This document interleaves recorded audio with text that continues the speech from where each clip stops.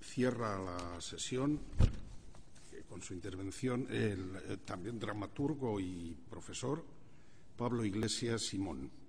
Es licenciado en Dirección Escénica por la RESAD y doctor en Comunicación Audiovisual por la Complutense. En el campo teatral ha trabajado como director de escena, dramaturgo, como queda dicho, y diseñador de espacios sonoros. Su último montaje, El lado oeste del Golden Gate, ganó el premio José Luis Alonso para jóvenes directores en 2010.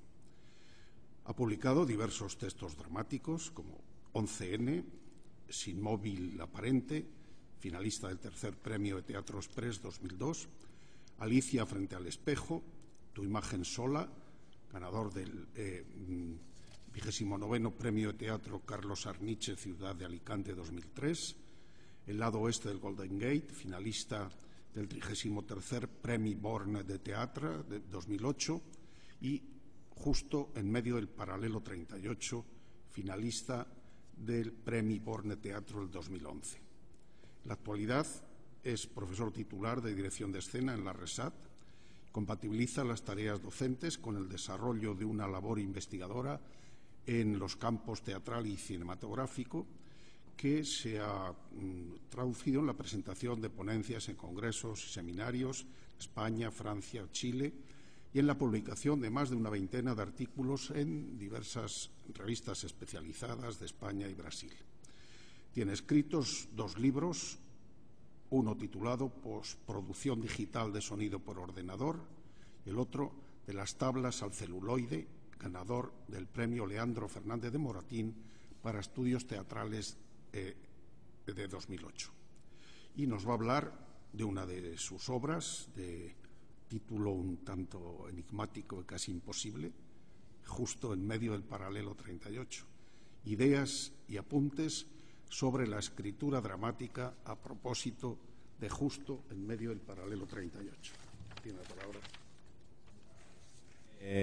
Bueno, en primer lugar, como es de rigor, pero en este caso no simplemente porque toque, sino porque es merecido, dar las gracias a José por seguir organizando este tipo de seminarios y tener la valentía de enfrentarse a temas a veces tan difíciles de afrontar en un seminario y sobre todo de una forma tan exitosa como demuestran las actas que se publican año tras año y que yo creo que la mayoría de investigadores españoles seguimos con asiduidad. Y por supuesto también a Raquel porque la verdad es que lo organiza muy bien, responde a los emails de una manera estupenda y uno se siente muy acompañado. Pues no sé si he sido un poco osado, porque según oía las intervenciones de María Jesús, de Giovanna y de Eileen, que han sido estupendas, pues yo pensaba no, y lo voy a hacer, no leer la ponencia, sino un poco explicar la ponencia. Digamos que la ponencia ya la he enviado y ya se publicará. Y voy a contar un poco de lo que quiero hablar. También un poco, con sugerencias que me hizo José Romera en cuanto que hablara de ciertas concepciones dramatúrgicas, lo cual es bastante difícil porque uno, normalmente, o en mi caso, uno sabe lo que cuenta, pero no lo que cuenta con lo que cuenta. Entonces, claro, es bastante difícil. Pero bueno, yo voy a asumir el reto. Lo único que os pido es que, que asumáis que esto no deja de ser como si estuviera en un seminario de entomólogos y yo ahora asumiera el papel de una mariposa que está clavada en la pared y se pone a hablar. Entonces, claro, a la mariposa le duele hablar con un alfiler atravesándole y encima con todos los entomólogos mirando. Y además uno sabiendo que muchas veces ha sido entomólogo. Entonces, digamos que voy a intentar hacerme el autor, digamos, y hablar un poco de mi libro. Entonces, este es un poco el mapa de la ponencia y los diferentes caminos que quiero recorrer. Entonces, voy a hablar primero de unas ciertas concepciones dramatúrgicas que creo que he volcado en las obras y que manejo, y luego ya me voy a centrar en la última obra, que es Justo en medio del Paralelo 38. Si me da tiempo explico lo del enigmático del título y lo polémico que es, sobre todo con el editor. Hay una lucha tremenda por el título.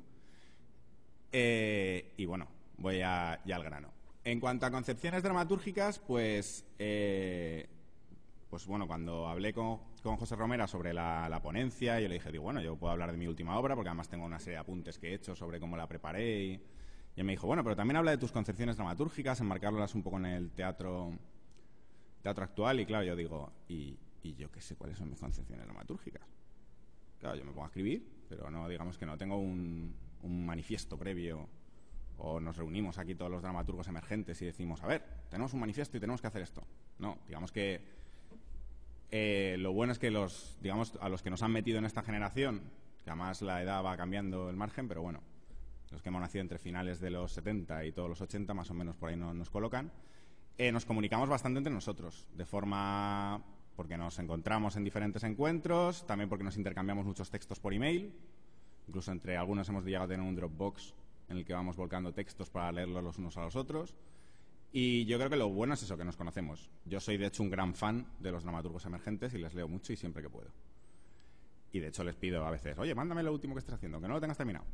Y, por ejemplo, en el caso de María Velasco, yo he tenido la suerte en la Resaz como profesor de estar en muchos de los procesos creativos que han llevado pues, a la creación de Pedros en Danza, a la creación de lo que fue Hamlet versus Medea y que luego ha sido Manlet. Sí. O sea, que incluso he visto diferentes versiones del texto y he estado con los directores viendo cómo modificaban los textos de María. Pero bueno, voy al grano, que si no se me va a ir. Entonces, en cuanto a concepciones dramatúrgicas, una que me surgió, sobre todo porque además, no sé si se lee aquí mejor, porque ahí se lee un poco mal, de hecho es un post-it que me pongo, siempre que empiezo un texto me lo pongo. Y me pongo, crea contra ti mismo. Y yo, además, hablándolo con más dramaturgos, yo creo que bueno, voy a parecer un poco hortera, pero bueno, hay grandes citas que me encantan. Y la de Gandhi yo creo que es fundamental, la de que si quieres cambiar el mundo, cámbiate a ti mismo. Y yo creo que cuando uno escribe una obra dramática, o en mi caso, si me embarco a escribir una obra dramática con todo lo que yo lleva, es porque me quiero cambiar a mí mismo como autor. Porque quiero contar algo que no haya contado de una manera que no lo haya hecho. Si no, pues digo, pues para eso, pues no sé, pues hago otras cosas que son mucho más divertidas y menos dolorosas y sufrientes, como es la creación. Entonces, ese es un principio que yo tengo. Entonces, en el caso de Justo en medio del paralelo 38, antes de ponerme a escribir, yo cogí y dije, a ver, la anterior obra era el lado este del Golden Gate, entonces yo me hice una tabla. Y dije, pues a ver, el lado este del Golden Gate, todo el mundo me dice que es una obra muy femenina, lo cual a mí me hacía mucha gracia. Y decía, bueno, pues no lo sé, debe serlo, pero... Entonces, partiendo de una serie de, claro, autoanalizar mi obra, una cosa muy, muy friki, y uno se siente muy Woody Allen cuando se autoanaliza, digamos que vi una serie de elementos que había. Entonces, básicamente, me hice una tabla y puse los contrarios. Entonces, digamos que el punto de partida para escribir Justo en medio del paralelo 38 fue hacer lo contrario de lo que había hecho en la anterior. Pues veis eso, pues yin-yang, femenino-masculino, es una obra abierta, esta sería una obra cerrada, la otra hablaba sobre la duda, pues dije, pues esta hablaba sobre la certeza. La otra hablaba sobre lo diverso, de hecho, la otra obra, la motivación para escribirla fue intentar ver si era posible trasladar los principios de la mecánica cuántica a la escritura dramática. Entonces, pues esa obra habla de la superposición, de la incertidumbre, hay tiempos múltiples, espacios múltiples, personajes múltiples. Entonces, esta es todo lo contrario. Esta va sobre lo único, sobre lo cerrado, sobre el cautiverio. De hecho, el punto de partida era hacer una obra con un solo personaje, en un solo espacio, en un solo tiempo. Luego ya dije, a ver, y luego ya, digamos, ahora veréis, pues ya pensando, pues fui viendo cómo conseguir hacer eso y cómo conflictuar los planteamientos iniciales.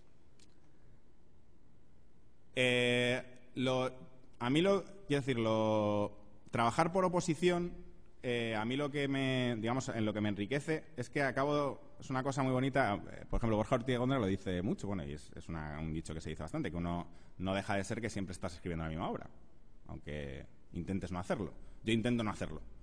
Pero es verdad que al intentarlo no hacerlo descubro que sí que lo estoy haciendo, en cierta manera.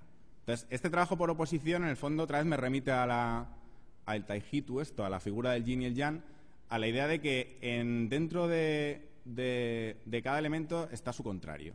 Entonces, en realidad, escribiendo Justo en medio del paralelo 38, he descubierto muchas cosas del lado este del Golden Gate que quizás no me había dado cuenta, y al releer el lado este del Golden Gate descubro muchas cosas de Justo en medio del paralelo 38. Es decir, que este trabajo por oposición también sirve yo creo, para profundizar en la creación y en la identidad de las diferentes obras teatrales. O por lo menos a mí me sirve para eso. O creo que me sirve para eso, claro, esta es la dificultad de... Otro factor con el que me gusta componer las obras dramáticas es plantearme que el texto dramático tiene que ser un campo de juego. Es decir, Yo lo que busco es crear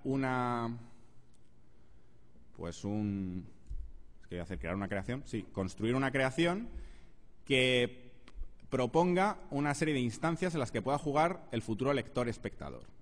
Es decir, yo lo que intento es crear un cierto lector o espectador implícito, ideal, con el que yo juego a través de la creación, con el que establezco un diálogo para intentar condicionar un futuro, digamos, lector-espectador explícito real. Claro, la cuestión es que para que el juego sea lo más amplio posible, establezco una serie de normas para que, digamos, haya un campo en el que se moverse, pero que también creo que lo ideal es que esas normas sean elásticas. Es decir, que en tanto que uno dialoga con un lector ideal, que el texto pueda enfrentarse a múltiples lectores y espectadores reales. Y que incluso lo ideal es que, como buen campo de juego, me gusta pensar que no sé si, bueno, a lo mejor son metáforas que a mí me sirven y luego igual ni siquiera se entienden. Pero me gusta pensar en los textos como ríos. La idea de que tú coges y planificas, decides dónde nace el texto, que nace en la montaña, decides cómo son los meandros, por dónde va y decides que acaba en el mar. Pero claro, los que se bañan son los lectores y los espectadores. Y yo creo que hay una máxima de Heráclito que es fundamental o por lo menos como entiendo yo la recepción teatral, que uno no puede bañarse dos veces en el mismo río, porque ni es uno la misma persona ni el río es el mismo. Entonces yo aspiro, además uno yo creo que tiene que tener grandes aspiraciones, yo aspiro a construir texto río, en el que los espectadores se puedan bañar y los lectores se puedan bañar, siempre salgan mojados, eso creo que es importante, pero salgan mojados de forma distinta. Se bañen donde ellos quieran, donde ellos puedan, incluso se bañen en sitios que yo no pensaba que nadie se podía bañar porque no cubría, pero la gente se baña. Y eso es un poco el planteamiento y eso es un poco la idea de juego. O sea, que es un juego con reglas pero abierto. Y digamos, por poner 3, porque claro, podía haber puesto más, pero bueno, siempre el 3 es un número mágico, pues yo decidí que eran 3. Que es, más que un planteamiento, es una duda con la que juego.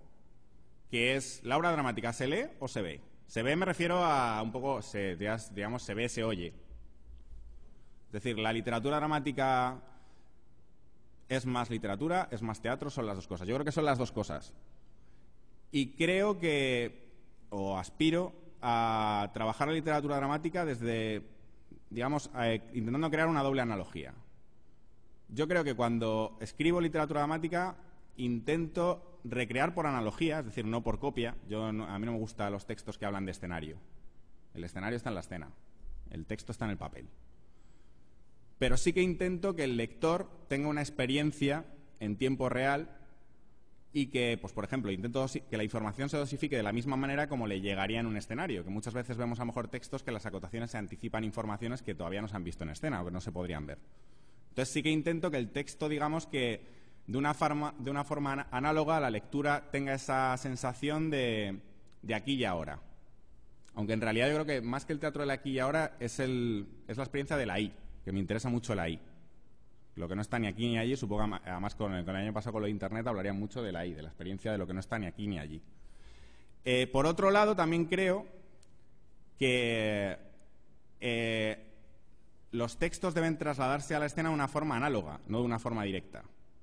En ese sentido, creo que la responsabilidad de la literatura dramática es abrir camino a la escena. Creo que la relación que tiene que haber entre la literatura dramática y el teatro es quizás la misma que tiene que haber entre la buena teoría y la buena práctica. La buena teoría no va necesariamente detrás de la práctica. En muchos casos va por delante y abre caminos para que la práctica se atreva. De hecho, bueno, vemos ejemplo, yo que sé, en la teoría de la relatividad, muchas de las grandes teorías se anticipan en mucho a lo que la práctica va a ser capaz de llegar, pero hacen que esa práctica llegue. Del mismo modo que también la buena práctica va por delante de la teoría. Y luego hay teoría que tiene que ir detrás para ver cómo esa práctica ha sido posible y descifrar los mecanismos que la han llevado. Entonces creo que es bonito intentar conseguir que cuando uno escribe llevas el relevo y que te persiga la escena, y cuando uno dirige también lleves el relevo para que te persigan los dramaturgos. Creo que siempre teniendo en cuenta que es una carrera de relevos y que tenemos que ganar entre los dos. No es una competición.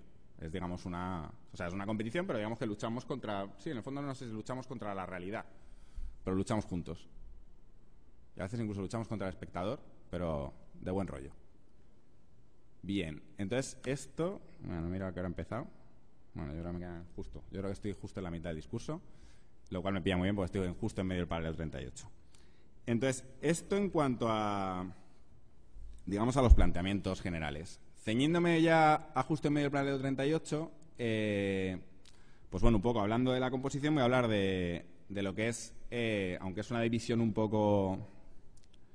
Pues sí, a lo mejor como investigadores pues nos funciona más, pero es una división que desde la creación es un poco artificial, que es la división entre fondo y forma. De hecho, yo creo que la creación, digamos que adquiere un grado de acabado cuando fondo y forma digamos, no se diferencian. Y el uno es consecuencia del otro y viceversa. Es decir, se crea una especie de cinta de Moebius entre el fondo y la forma. Y eso es lo que intento, pero bueno, en este ámbito pues hay que separar las cosas. En cuanto a temática, pues bueno, como uno es hijo de su tiempo, yo cuando empecé a escribir la obra, pues digamos que estaba muy presente todo el tema de los niños robados y empezaron a salir también los temas de los secuestros estos que ha habido de niños que han durado durante muchísimos años. Entonces, de una forma no consciente, luego ya me he dado cuenta de eso, a mí el tema de la identidad me interesa mucho y de cómo si somos lo que hacemos o hacemos lo que somos. Entonces, digamos que cogiendo esos temas, pues me interesó plantearme cómo podía contar la historia de alguien a quien le habían robado su pasado. Que yo creo que es un poco lo que más me interesa de este tipo de cosas. Alguien a quien le han robado de dónde viene, si encima se ha prolongado el secuestro durante muchos años, le están robando lo que es, y si la historia la cuento 20 años después, pues claro, estoy contando la historia de alguien que no le han dejado ser y que ha intentado que inventarse lo que es. Que es un poco lo que, digamos que mi historia está contada cuando el niño robado vuelve al lugar en el que le tuvieron, en este caso, apresado durante bastantes años. Bueno, no lo he dicho al principio. Esto es una especie de conferencia spoiler, no sé los que veis series. O sea, es una conferencia que os voy a fastidiar la obra, básicamente. Igual os doy ganas de leerla, lo cual estaría bien, pero también fastidio un poco. De hecho, a mí no me gusta cuando algún amigo o un colega me dice, oye, ¿de qué va tu obra? Digo, de lo que tú quieras. Porque yo creo que las obras hay que leérselas. Si te las explican, se pierde un poco la gracia. Pues aquí os creo que va a perder bastante la gracia. Entonces, otra cosa de la temática, claro, digo, sí, bueno, esto de los niños robados está muy bien. Digamos, esto ya es una cosa temática forma. Está una cosa intermedia. Que es que yo me había puesto en la tabla que tenía que ser un monólogo.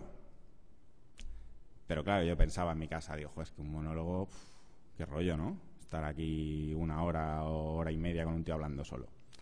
Entonces digo, bueno, pues si habla consigo mismo, digo, claro, además digo, claro, si voy a hablar de una persona que se ha tenido que construir su identidad, con lo cual su vida y su pasado es un pasado inventado, ¿cómo se engaña a sí mismo? Entonces, pues le estuve dando vueltas, supongo que cada uno tiene sus referentes, y a la hora de construir la forma, bueno, la cinta de Moebius, de hecho, es una estructura que me interesa mucho. Mi compañía, de hecho, se llama Proyecto Moebius, o sea que siempre está ahí presente.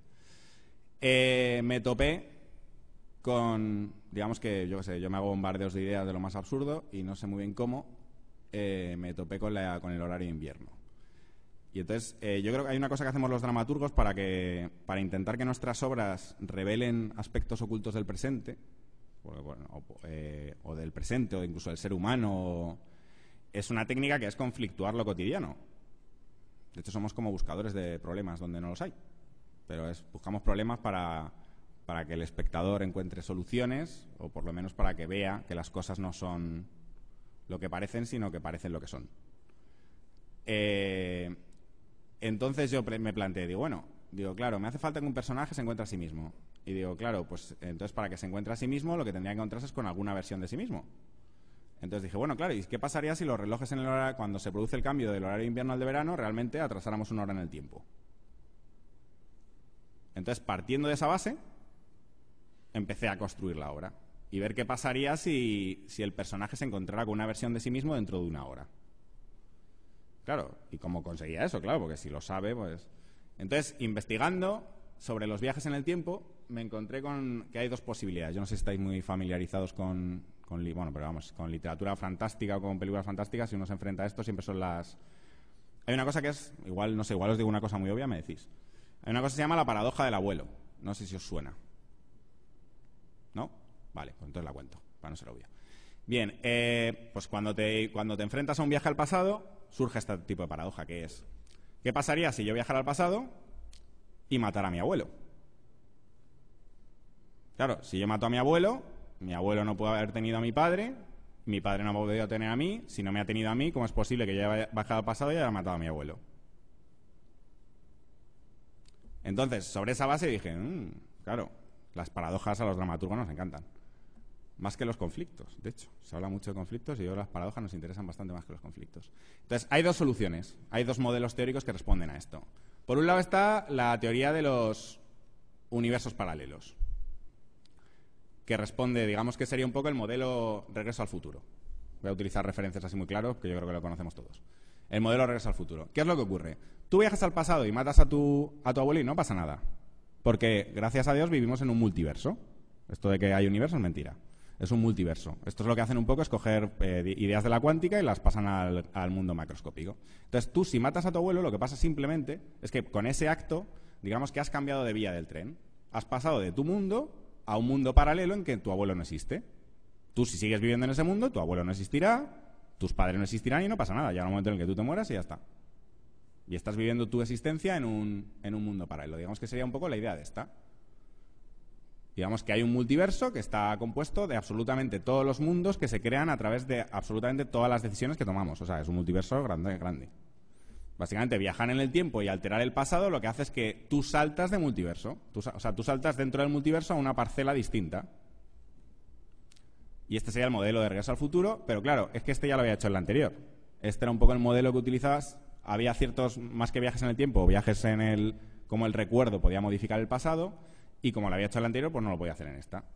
Sabéis que es una decisión un poco peregrina, pero bueno, siguiendo la contradicción, intentando ser uno coherente consigo mismo, no pude tomar esta alternativa, puesto que era una alternativa cercana a la cuántica, que es una alternativa que ha dado muchos frutos tanto en la literatura como en el cine. La otra opción, que parece más sencilla, pero a mí me ha resultado mucho más apasionante y mucho más compleja y mucho más teatral, por lo que os explicaré, es lo que se llama la autoconsistencia. La autoconsistencia parte de lo contrario. No hay un multiverso, hay un universo. Y no solo un universo, sino un universo en el que ya está prefijado tanto el pasado como el futuro. Básicamente, si viajas al pasado, no puedes matar a tu abuelo. ¿Por qué? Porque si mataras a tu abuelo, tú no existirías y no podrías viajar al pasado. Parte de una obviedad. Todos los intentos que tú hicieras por matar a tu abuelo, no los lograrías. ¿Por qué? Porque ya los has hecho. Tú estabas en el pasado aunque no lo sabías, y en ese pasado intentaste matar a tu abuelo un montón de veces. Nunca lo mataste y por eso conseguiste llegar al futuro y en el futuro viajar al pasado para intentar matar a tu abuelo en vano. Este es el modelo, por ejemplo, de Terminator. Vamos a poner un ejemplo muy chabacano, pero muy... De hecho, lo bonito, es decir, a veces los blockbusters son curiosos, a veces por lo que intentan o por lo que está ahí abajo y que a veces no se ve. Claro, uno ve a Schwarzenegger y no ve lo que hay por debajo. Pero claro, en realidad Terminator es un mundo autoconsistente con gente que se piensa que los universos son paralelos. Porque lo que intentan es todo el rato mandar a gente al pasado para cambiar el futuro.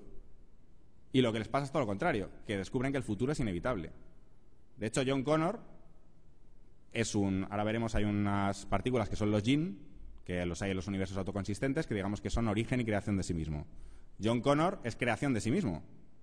Porque John Connor envía a una persona al pasado para intentar salvar a su madre y que no la mate un Terminator. Pero es que ese hombre que manda al pasado resulta ser su padre. Es decir, si en el futuro las máquinas no gobiernan el mundo, John Connor no podrá rebelarse y John Connor no podrá mandar a alguien al pasado que acabe convirtiéndose en su padre.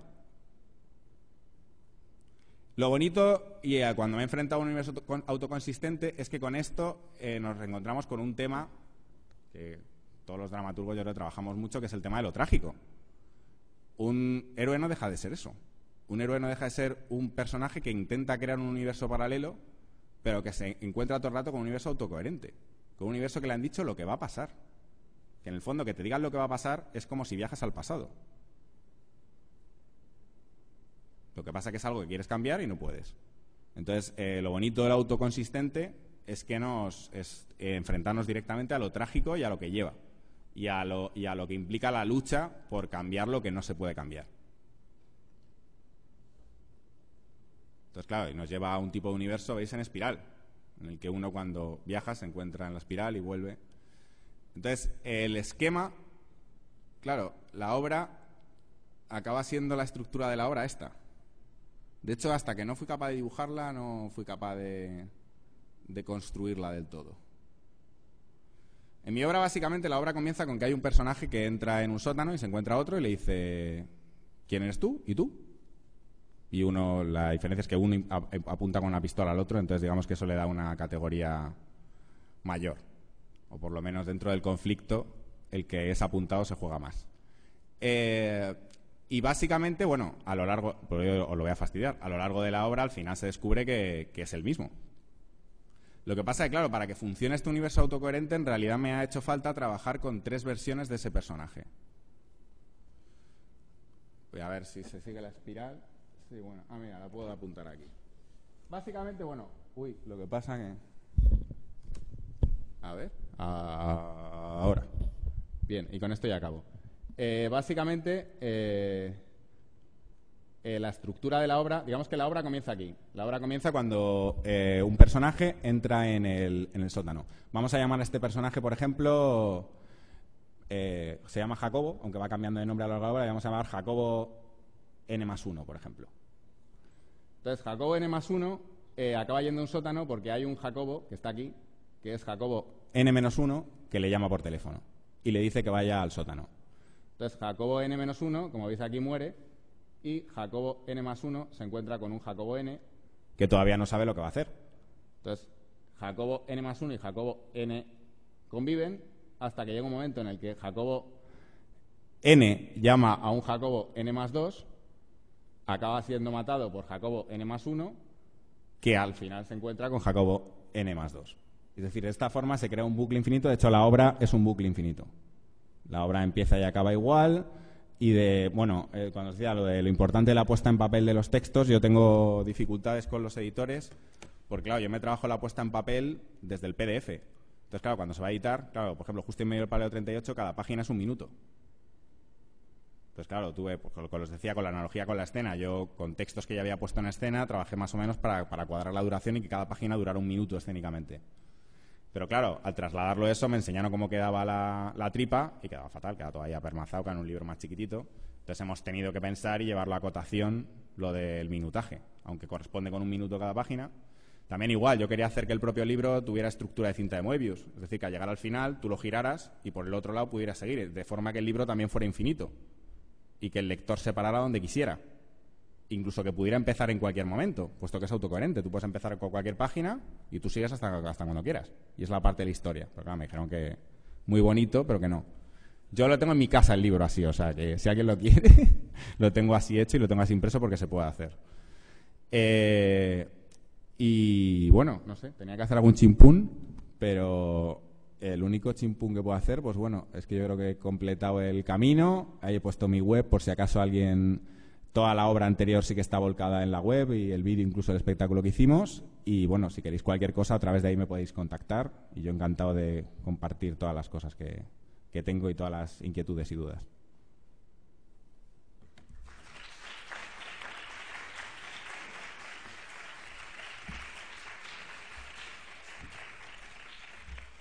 Muy bien, pues muchas